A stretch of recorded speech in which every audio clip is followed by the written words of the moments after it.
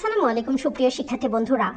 একটু আগে আমি তোমাদের নবম শ্রেণীর জীবন ও জীবিকা এই পরীক্ষাটিতে কি কোশ্চেন আসবে সেই কোশ্চেনটি আপলোড করে দিয়েছি। এখন আমরা এই প্রশ্নটির উত্তর দেখব। ক নম্বর প্রশ্ন বলেছিল পারিবারিক আর্থিক পরিস্থিতি বিশ্লেষণ। প্রথমে পারিবারিক আয়ের সর্বোত্তম ব্যবহার বিবেচনা করে একটি পারিবারিক বাজেট তৈরি করতে হবে। এরপর পরিবারের আর্থিক অপচয় রোধে কি পদক্ষেপ গ্রহণ করা যেতে পারে তা উল্লেখ করতে হবে। এরপর সময়, সুযোগ ও নিজের সক্ষমতা অনুযায়ী অর্থ সংশ্লিষ্ট যেসব কাজের দায়িত্ব গ্রহণ করেছ সেগুলোর তালিকা তৈরি করতে হবে। তো চলো এখন আমরা ধাপ ক এর উত্তরটি আগে দেখে নেই। ধাপ ক, পারিবারিক আর্থিক পরিস্থিতি বিশ্লেষণ। পরিবারের আয়ের সর্বোত্তম ব্যবহার বিবেচনা করে পারিবারিক বাজেট। এখানে আমরা একটা পারিবারিক বাজেট প্রথমে তৈরি করে নেব। মাসিক আয় 1 লক্ষ টাকা, খরচের ধরন খাদ্য 25,000 টাকা, বাসস্থান 30,000 টাকা, শিক্ষা 15,000 টাকা, স্বাস্থ্য 10,000 টাকা, বিনোদন 5,000 টাকা, সঞ্চয় 15,000 টাকা।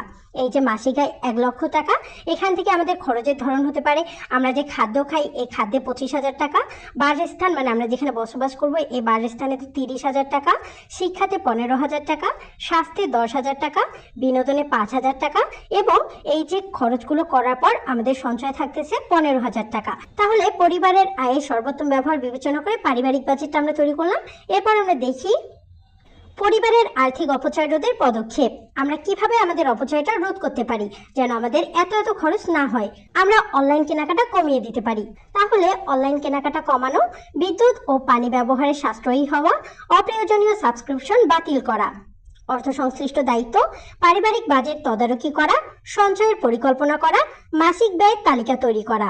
আমরা ধাপ ক এর প্রশ্নটির উত্তর দেখলাম। এখন আমরা ধাপ খ এ কি বলেছে এটা আগে দেখে নিই। ধাপ খ, ব্যবসায়ের ধরন নির্বাচন।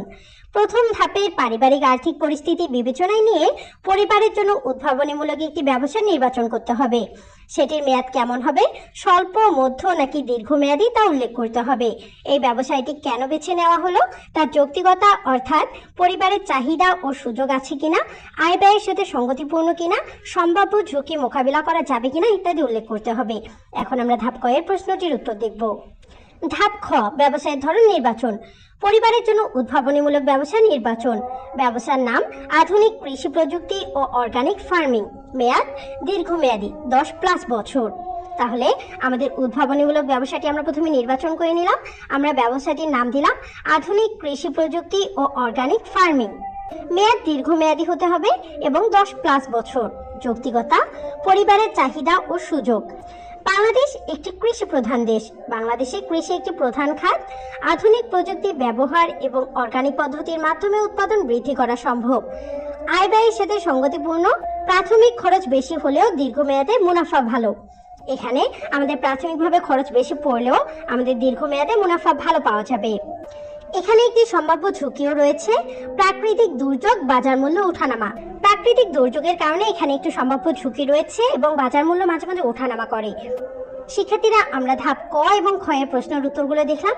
একটু পরে আমরা গ, ঘ এবং ও ধাপের প্রশ্নগুলোর উত্তর দিয়ে দিব। তাই সেই প্রশ্নগুলোর উত্তর পেতে আমাদের চ্যানেলটি সাবস্ক্রাইব করে রাখো। ধন্যবাদ তোমাদেরকে।